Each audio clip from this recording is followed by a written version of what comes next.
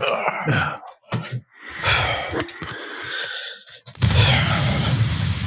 ready to record the episode?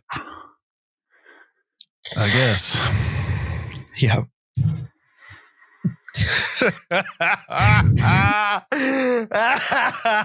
So bad. Why?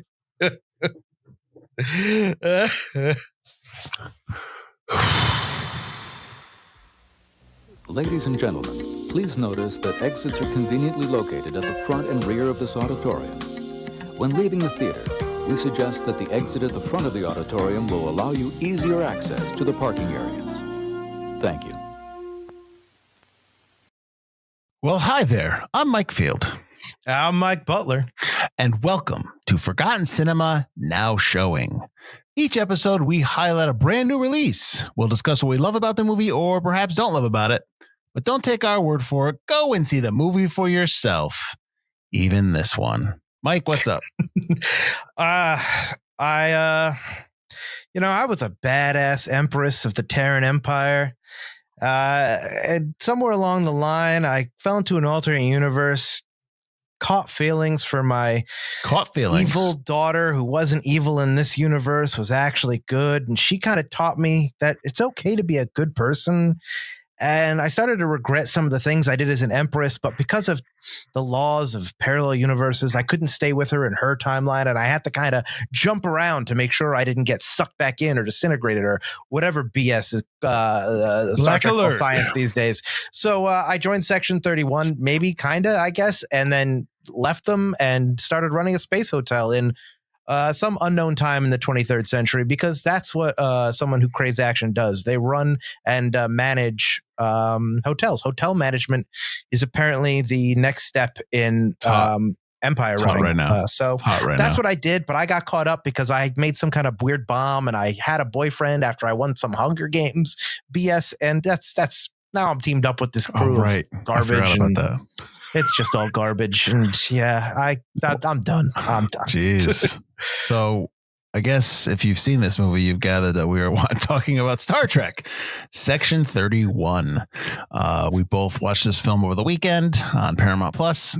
It was going to be a TV show, a series, but it got delayed because of the COVID-19 pandemic. I didn't realize that this was in the works in like 2019. Like it was that's when they started talking about it. This with Discovery and Strange New Worlds and the last 4 or 5 years, everything just blends together. You know, it just feels like it's only been like last year. Everything. Yeah. Oh, this was planned in 2019. Oh, you mean last year? No, you mean 5 years ago? So when I read that, because I know that when we went into this, I thought, because it was supposed to be a series and then it became a movie, I thought that was because they just were not fans of it or they didn't have a lot of confidence in it. But now knowing that it's more because of the pandemic, that I feel kind of bad for this film. And I know you don't, and that's fine. But I feel bad, like it got dealt a raw deal because maybe they couldn't do what they wanted to do. But that being said, you still have a responsibility and a duty to do a good film. Obviously, Mike is really down on this movie. I am probably there with him, but I still have some questions. But I want to ask you, Mike. I mean, I know aside from saying it's a dumpster fire, like, you gotta give me something like tangible. Like you can hang this anger on this. Like your old hat hanging on that anger of why don't you like it? That's a loaded question because I know that's so many things. There are so many places to go in this film. You could start with the fact of how un-Star Trek it is, how absolutely uncreative, how absolutely it flies in the face of anything Gene Roddenberry would have stood for, which, it being a Section 31 film, you'd think it would anyway, which is fine, I guess, even though it's not. But it's so un-Star Trek. So looking at it as a Star Trek fan, there's nothing to grab onto here. There is nothing Star Trek about this film. There is no relation to this really Starfleet other than a loose connection with Section 31. There's nothing with the Romulans, the Klingons, any species you really are familiar with. It also completely changes how the Terran Empire works. So if you're a fan of Star Trek and you know about the Terran Empire and some of that stuff, it starts off with like this Hunger Games ripoff that this clearly flies in the face of everything we knew about how you become an emperor in the Terran Empire, which is you kill the emperor from before. would not have a Hunger Games competition to find the next emperor. It made no sense. On top of that, you have a crew that I could care less about. There's no crew member that has any kind of like, you've got wannabe captain who has no personality. You have budget common who were dealt with throughout the whole movie. Isn't he the captain there? Alex Sahar. He's the commander of the Section 31 group. Who's the wannabe captain that you were talking about? Rachel Garrett. She wants to be promoted to captain. She's from Starfleet. Right. Okay. That makes no sense. You have Zeph, who's this. He's like a robot modification guy who's wearing this suit that's got pasted on, toy models on him. He looks horrendous. The whole character makes no sense. And you've got Fuzz, who's a robot Vulcan. Why is he a robot that's like more advanced than Data apparently? But he's run by this creature so small it shouldn't have intelligence. Like some completely unscientific Men in Black crap going on here. Who suddenly becomes obviously the bad guy with a terrible Irish accent. You've got a bad guy whose motivations are unclear. Why he loves Philippa still. Why he's trying to destroy our obviously limited resources or some BS crap, but his motivation and his conflicting emotion about destroying Philippa or not just doesn't make much sense when you know what a monster she was, and you even see kind of what a monster she was to him. So his motivations make no sense. The weapon that they're going after makes no sense in which to have made ever. None of it makes sense. The design of everything is just generic sci-fi. I would honestly say like this film is like what everybody thinks Chronicles of Riddick was. And Chronicle of Riddick, I'm not saying is great, but do you consider that bad sci-fi? Makes it look like elevated sci-fi. Like this is just bad Chronicles of Riddick or bad Fifth Element. Not to mention the fact that Section 31 is supposed to be this uber intelligent, ruthless, get things done group within Starfleet, and you have the most bumbling Looney Tunes crew running Section 31, which makes absolutely no sense. The only positive thing I could say about this movie is that I like Sam Richardson quite a bit. So when he plays Quasi, who I still don't care about as a character, he's got enough personality where I'm like, I kind of like it, but that's more because I like Sam Richardson than anything else. I just spouted for like 5 minutes why I hate this stuff, but go with where like what like I don't know where to go from here. I don't know. It's so bad. This is honestly, folks, has been the worst film we've ever done on this podcast, and I still think it is. But this is so close. This is so close to the worst thing we've ever taken a look at on Forgotten Cinema. It is. Kind of a downer here. So you say it's un-Star Trek like. Explain what your expectations when you sit down for a film movie which is essentially called Star Trek Section 31. So when you sit down to watch something that's Star Trek, what are you expecting that you want something new and different, of course, we all do, but sure, you also want something that reminds you of why you love the series so much. So what is un-Star Trek about it specifically? I mean, Star Trek is all about understanding, hope, exploration, the greatest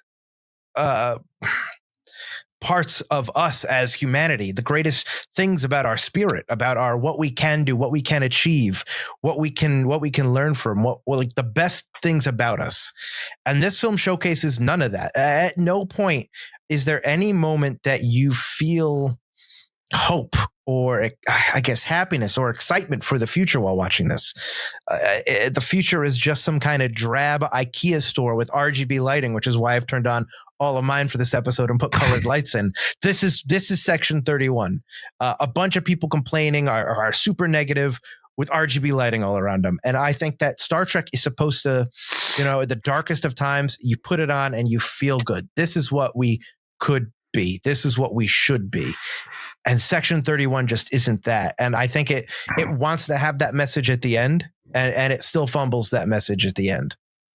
Well, it's about her and Georgia's. It's folk like she's the focal point of the plot, obviously, and she's the main character. So it is definitely like a kind of like a her film. What I wanted to ask you was, because you were talking about, so that in that regard, you're talking about the hope. It's really difficult for them to put that in there because it's really just about her. She's a character that is already conflicted, emotionally and whether she's good or bad kind of thing. So and I don't think they really, you're right, I don't think they really hit that note of her trying for redemption. I felt like anytime she talked about it or that came up, it just felt that note was false from her in terms of like, I didn't believe that she was really looking to be redeemed or she really cared. And but what I want to ask you about Section 31, because you brought them up, so Section 31 is supposed to be like the Star Trek's CIA kind of covert ops, right? It's their black ops program, basically. Okay. Yeah.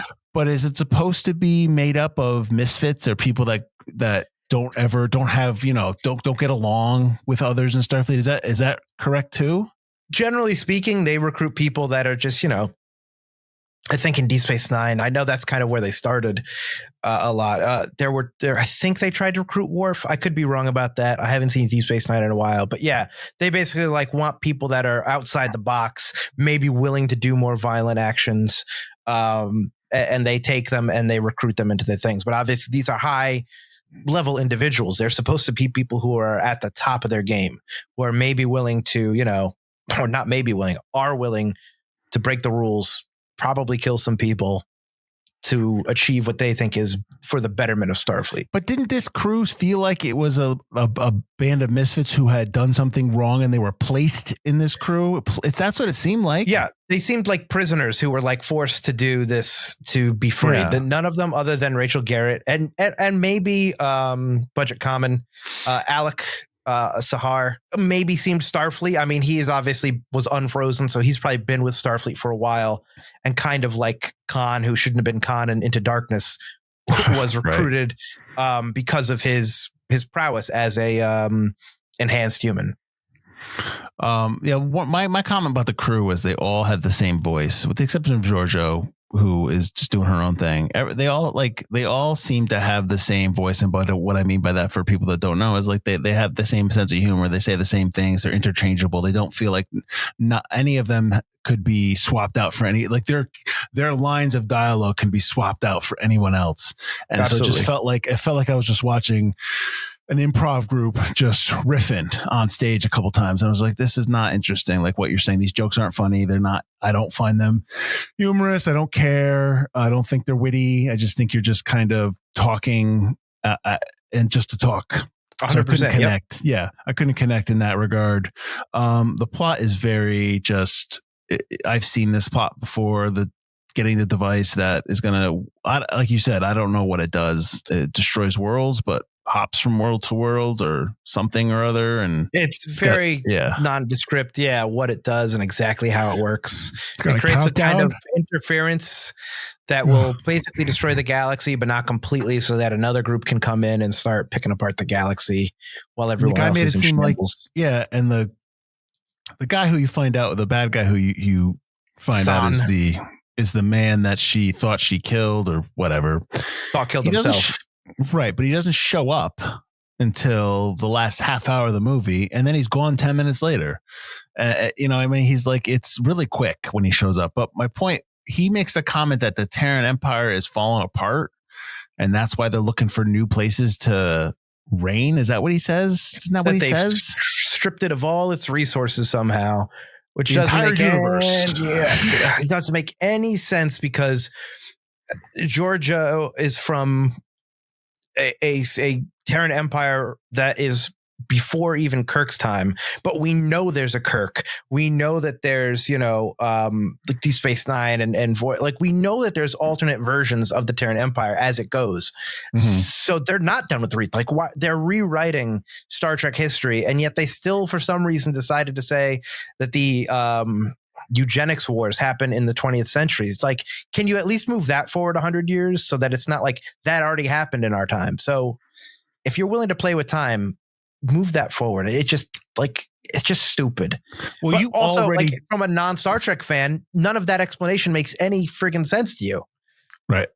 So you have to play to both crowds if you're doing a movie. It's got to be accessible to both, and I don't think this is. Well, you already don't like the plot device that Discovery does between seasons 2 and 3, where they jump 1,000 years into the future. You don't like that. No, I think that we're already far enough in the future where technology is amazing. And then you jump 1,000 years in the future. You can't possibly predict what 1,000 years in the future would be. And all of a sudden the crew becomes these heroes with the technology that they had. It's like a Viking vessel coming by and being like, I need you to destroy the SS Nimitz or some giant aircraft carrier. It's like, it's not happening. These guys aren't hero. They can't do math. Their science would be completely different from 1,000 years in the future science. Not to mention the fact that now you're getting into no longer that kind of science fact/fiction that Star Trek did. Like Next Generation was always vetted by science, was often vetted by scientists and stuff like that. You're in this weird realm where you decide you can do like emotions have destroyed the warp crystals and all that stuff. So I wasn't a big fan of that. Right. Putting it 1,000 years in the future also hampers what you can do with Star Trek now, because now you're like, well, we have to hit this point in 1,000 years. And I think that hinders you. You're bookending your own saga, basically. Well, my point, bringing that up, is that because of that leap, we're kind of, I don't want to say stuck or trapped, but this movie needs to take place in that time period. So you're already, and I'm sure they loved it. I'm sure was like, oh, but it doesn't. It takes place in the 23rd century. It takes place in the century of Picard. Because Georgiou had to go, because they don't explain it, or they show like a clip of it, but don't explain it. She's forced by the City on the Edge of Forever machine to go back in time. She can't be with Michael Burnham. She's got to get out of there. Oh, right. Okay. Because it's linking them. So where they are is some nebulous time in the 23rd century, which would put them, or no, he's the 20th century. Yeah. So probably the 2300s. So around Picard's time. Really? Or after, I didn't catch that. I didn't catch that at all. He says that he's from the 20th century and that he woke up 300 years and that it's 300 years in the future for him. No, see, this I'm looking at, so I'm on Wikipedia and it's telling me in the early 24th century in the Prime universe, Georgiou is the proprietress of a bar at the space station Baram under the name Madame Dufranc. So it's 24th century. Okay. So that's still way before Discovery's time. Right. So because they're in the 3300s or something. So this is supposed to take place before that? Kind of, because she got pushed back. In Discovery, she gets pushed back. So all the Discovery stuff has happened to Georgiou. Okay. But she's no longer within that universe. Which is why they do show that there's still a Romulan Star Empire, which means that this takes place probably before Romulus blows up. There's still Klingons. There's still the Federation. But she's on the outskirts, so far on the outskirts that she's not going to affect anything that happens in the Star Trek main verse. She's essentially in the Mos Eisley and the Outer Rim territories. Yeah. Wow. I didn't even catch that. I was just like, okay, well, I got the Star Trek shirt, but like I was trying to figure that out because I'm like the opening transmission should say when we are, but it's only because I'm a nerd and I know the Star Trek map that I'm like, well, obviously they're not in the 30. Obviously, after Romulus blows up, they're not where Romulus. So, but their ship is their ship. Looking. No, but it has that technology that Discovery has. Oh, it doesn't do the mushroom drive. It doesn't spin and go. No, it just kind of, but I'm talking about how when they got the, what is it? Not the nanotechnology, but the metal that moves. And so it's connected, but it's not connected. Not the warp drive, but like, when like, no, their nacelles are attached. They just move as they warp. So they kind of come down. I don't know, man. Into position. When it was floating there, stuff was moving. And it looks nothing like Star Trek. Like that's the other thing. It's like most Star Trek ships follow a certain design style that let you know you're in the Star Trek universe. And this is just like, nah. So there's nothing good in this film that you enjoyed. There's nothing. I like Quasi. I still like Georgiou as a character, but I think this movie fails her. Like you said, there's nothing where you really feel like she's got that moment of redemption or she really feels like she's coming to terms with what she was, where in the last season of the third season of Discovery, that was one of the things that I actually latched onto that I liked in the third season of Discovery, was that Georgiou was starting to have these feelings for Michael, and Michael was starting to come through with her. And like that last episode that she was in, where she was the Empress again, and she saves alternate universe Saru, and she starts crying when he dies. And by the time she leaves the show, she's like really upset. Like that was really good. Those are like touching moments for the show. And in this, she's just back to being a sarcastic asshole who I don't really believe her relationship with San, because I never get to see it. So when she's like, no, and she hugs him, it's just like that would be nice if I saw more of that than if I just had to witness her burning his face and killing her own family, which totally makes her even more of a villain in my eye than she was before. This movie still sets up the potential for a show at the end. It's always got to set up the potential. I think that what this movie shows is that Alex Kurtzman no longer should be running Star Trek, that it's kind of run its course. I think he's run out of ideas, and it happens. It happens to Doctor Who showrunners. Like Stephen Moffat knew it was his time to go. Russell T Davies at the time knew it was his time to go, and he came back over a decade later. It happens. George Lucas was already kind of giving stuff up to, I can't remember his name off the top of my head, the guy who did the Clone Wars TV show, even before he sold it to Disney. At some point, you just run out of ideas. And if you want your baby to live, you got to let other people do stuff or come up with ideas or not be the guy. And I think the guy right now is the guy who runs Lower Decks. I think a lot of that sentiment is like echoed on like Instagram and Threads and Reddit, that he knows how to do Star Trek the way that Star Trek should be done. Granted, it's a cartoon show, so it's a little sillier. But the last seasons of that show are so much better.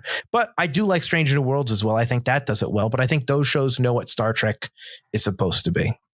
Well, Strange New Worlds has the benefit of the original show to kind of mine for that, for a lot of their content. Like they do new stuff, but they are paying homage to obviously the original. So there's a lot of stuff in there that'll if you watch that show and they weren't doing any of that, you'd be up in arms. So the fact that they're you can kind of look to that show and it reminds you of the original show, I think helps Strange New Worlds. And it's good. It's a good show.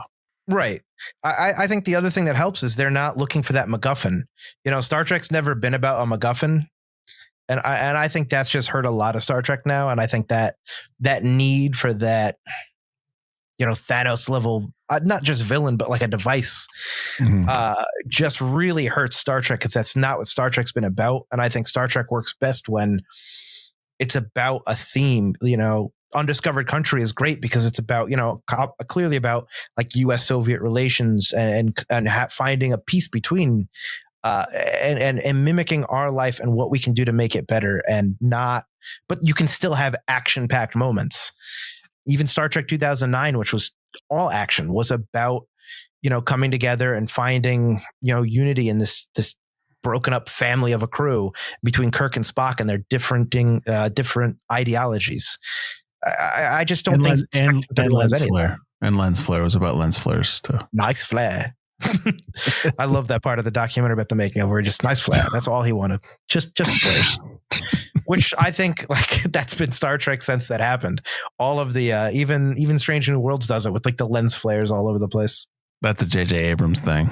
He does. Yeah, it's just like a carryover. Yeah, Super 8's like that. That's like Spielberg using after Saving Private Ryan. He just He blows out all the whites. He blows out all the skies, and like when the sun's coming in through the window, he blows it out. True. That's the cinematography he's been using for a while. That directors fall in love with certain aesthetics, and they just kind of run with it.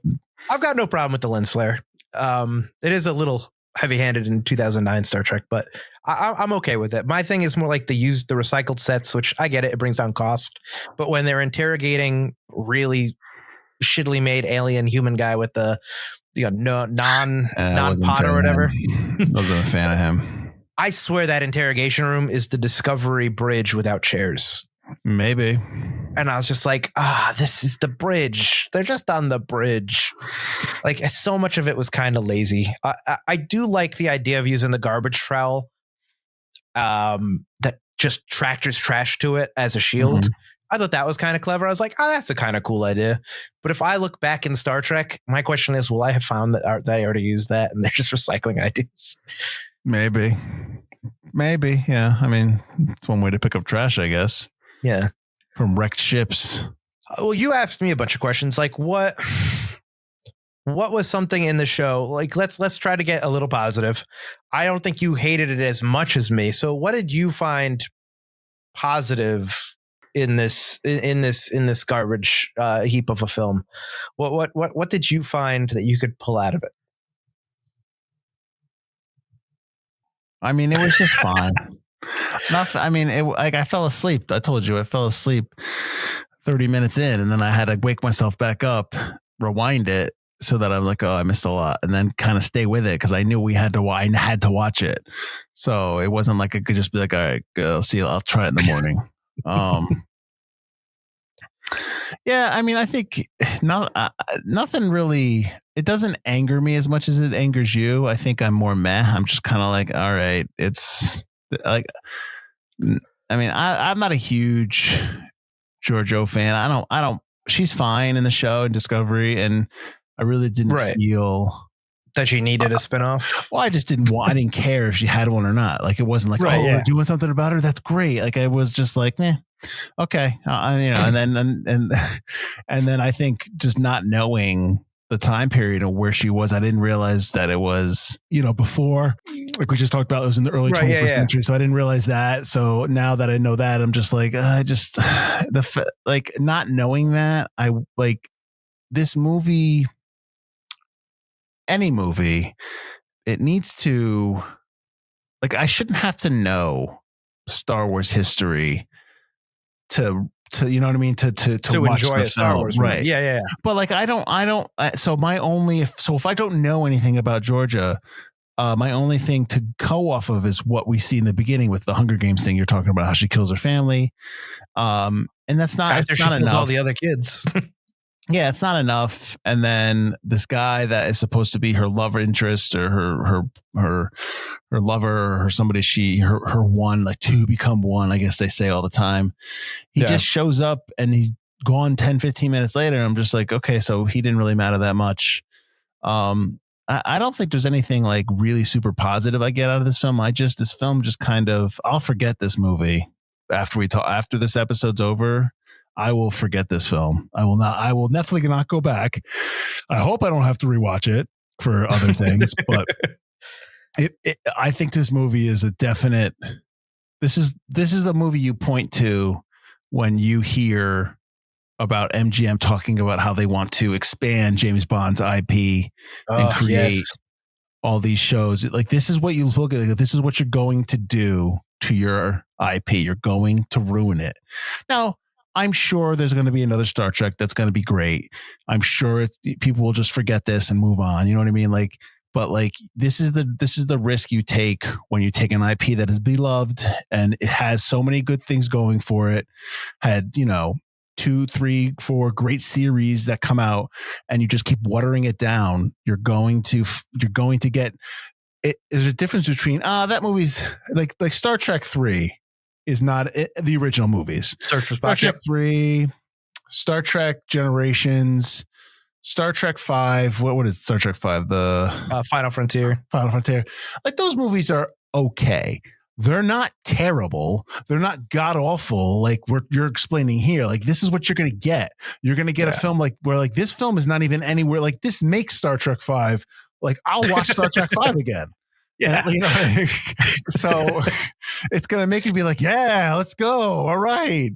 Why does God need a spaceship? Why does he need a spaceship? Like, so, I'll watch that again. This is just a, almost like, if you're listening, MGM or Amazon, which I know you're not, because you don't care. Don't water down what you have, because you're just going to get something like this. You're going to get like 003, and it's going to be a terrible film, and no one's going to love it, and people are going to be like crying about how you've ruined the James Bond franchise. Like, this is just, if this was in the theater, I think obviously it would be a bigger, people would just be ripping this, but because it's Paramount Plus, it can slip through the cracks and no one's going to care. And it's going to be, this was a movie. I didn't realize they made a movie. So it's just going to go away. And I think it'll be barely a blip, but this is the danger you run when you water down an IP. You just get really bad stuff like this, just stuff that just doesn't work. But I think that's the danger, is that as you water it down, people become people become watered down as well. Like they're just not gonna care. I There's just no like another excitement, Star you're Trek saying? out. Yeah. Yeah. A whole news about how the new Star Wars prequels that are the new Star Wars trilogy that's being written, that's being with Daisy cast. Ridley and Like, stuff.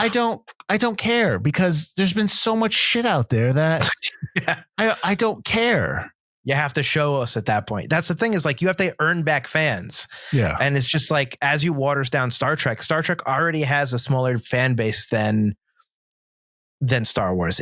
Or Marvel. It's more adult. It's more thought heavy. It's more thought provoking. It's more grown up. And in this day and age, if you make a bad thing, like, it's going to affect that. And then you're going to lose fans, and you're going to have to wait another, 20 years or whatever. What was it?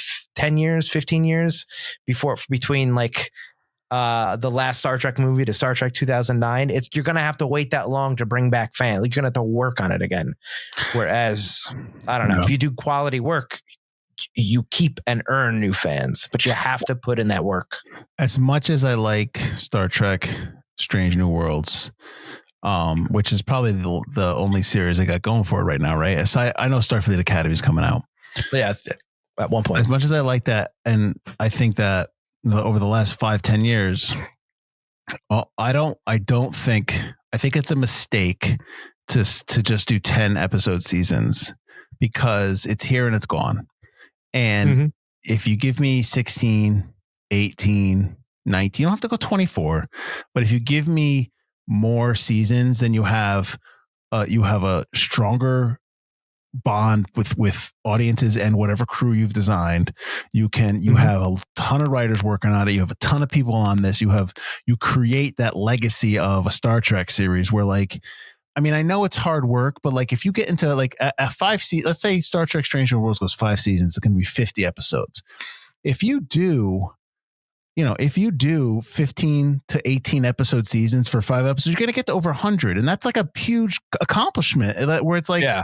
And it's a lot. Like I watched, I'd never seen The Next Generation during the quarantine, but like, and that was a lot of stuff, but it's like, that's a lot of Star Trek content to take in. And you can't help but like when you're watching that and you're in season 4 of episode 17, like you're in, so you don't care. Yeah. You're like, you want more, but like when it's like, oh, like you're getting into Strange New Worlds and it's like, oh, this is the last episode. Oh, it's wrapping up. Okay. Like, I guess I'll wait 3 years until they do unless they approve the next one. So it's difficult to latch on to that.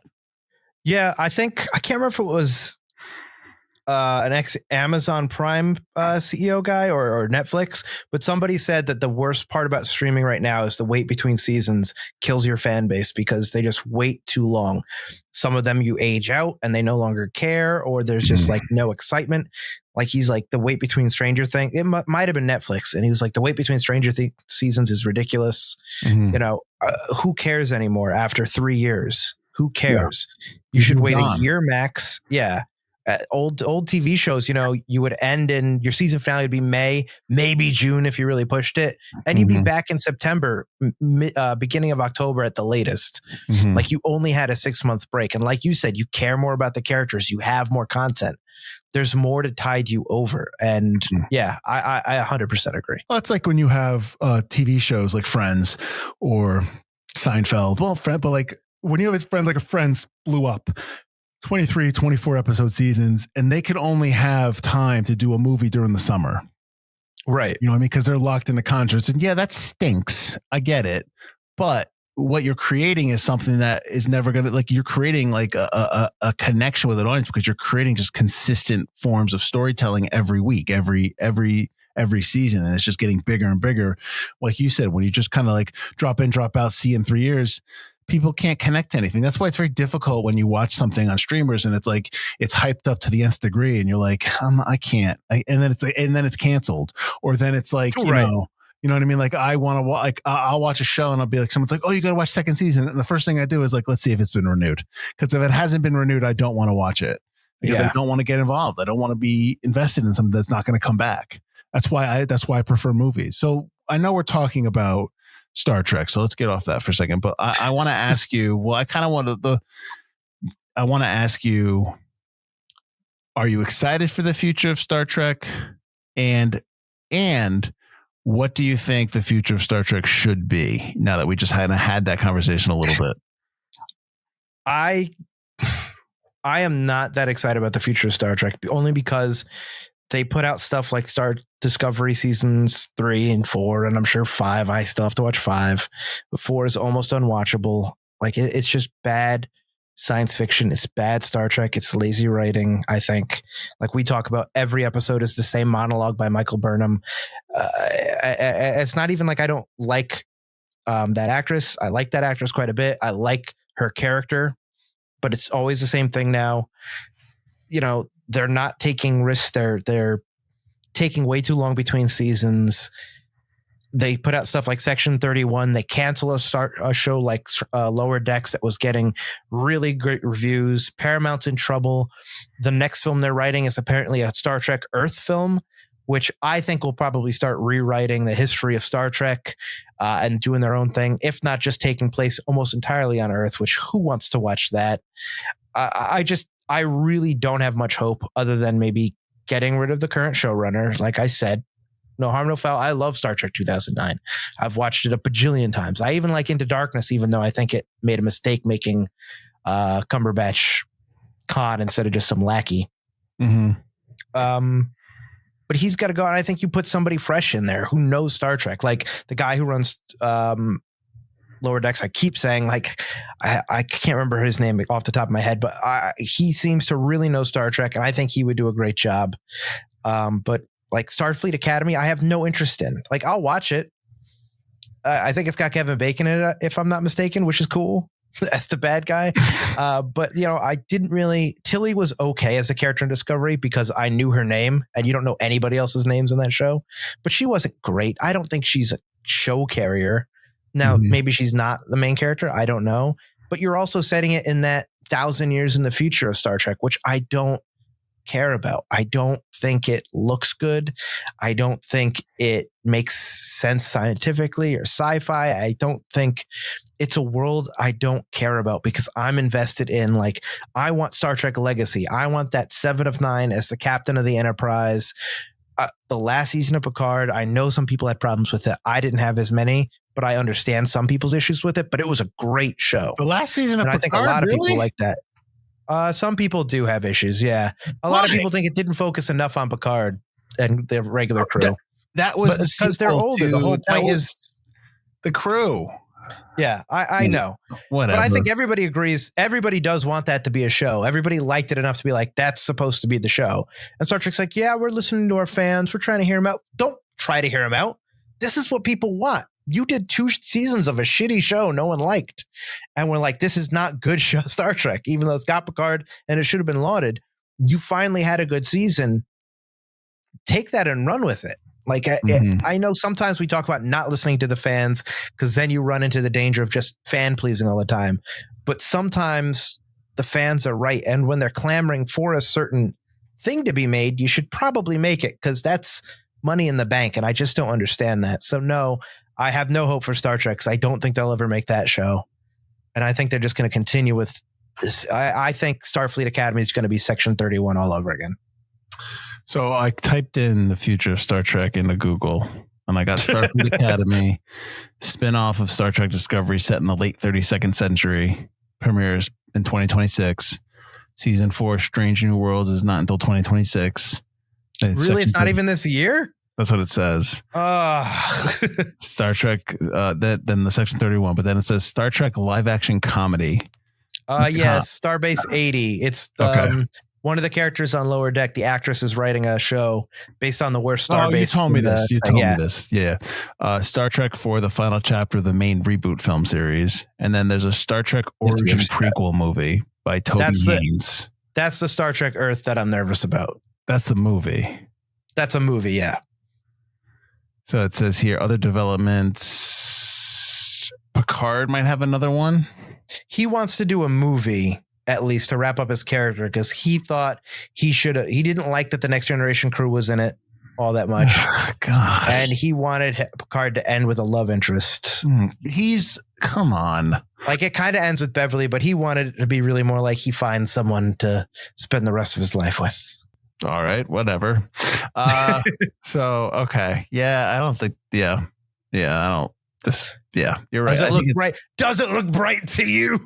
not really. It just kind of looks like it kind of looks like we're trying to get as much as we can out of this. We're trying to squeeze the juice out of this orange as much as we can before we toss it away and don't come back to it for 20 years. But yeah, that's too bad. That's unfortunate. But hey, everything must die, Mr. Mulder, right? So, that I am more excited about because I like Ryan Coogler and he's rebooting the show. Well, let me see a trailer first because I've heard that already, but like I haven't seen anything. He's been writing this for years. Now who even knows if it happens? Yeah, exactly. I mean, he's still got it. Isn't he going to do the third Black Panther? Is he going to do that? He's contracted for it technically. Yeah.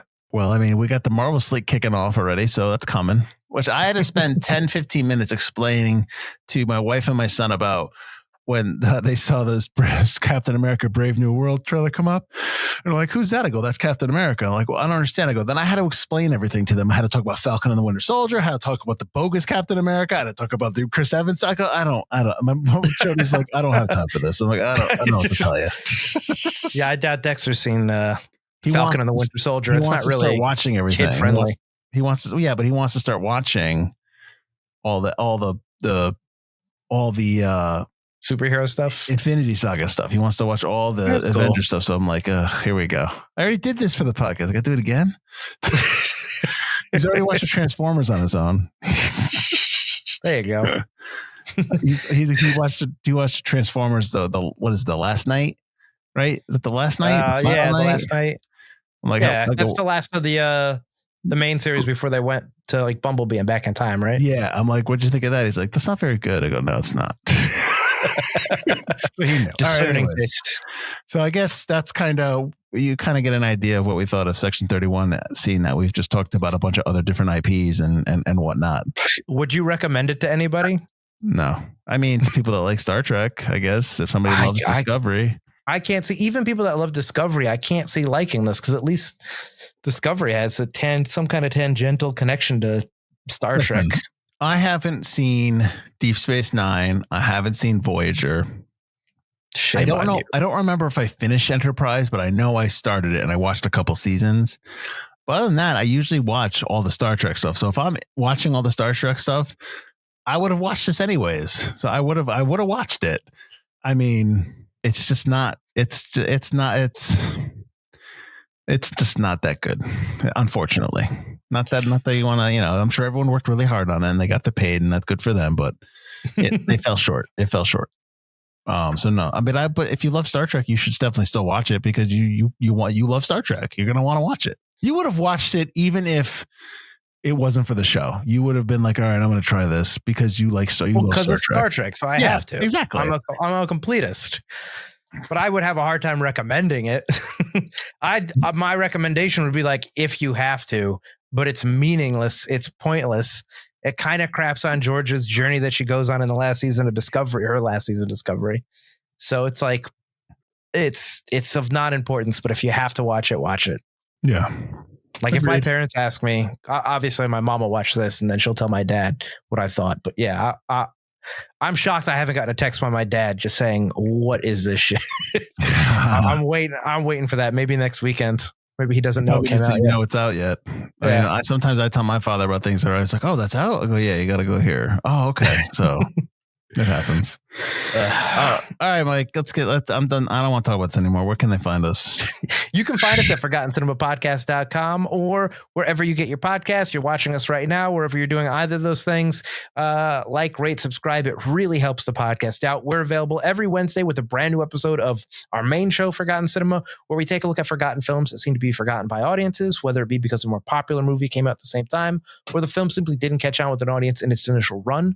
We'll discuss what we love about it, maybe don't love about it, but we always recommend you revisit it. Again, that is every Wednesday. We're about to start our season 20 next week. If you're watching this when this comes out, we've got now showings lined up where we talk about new films that come out in theaters, kind of like we did for Section 31.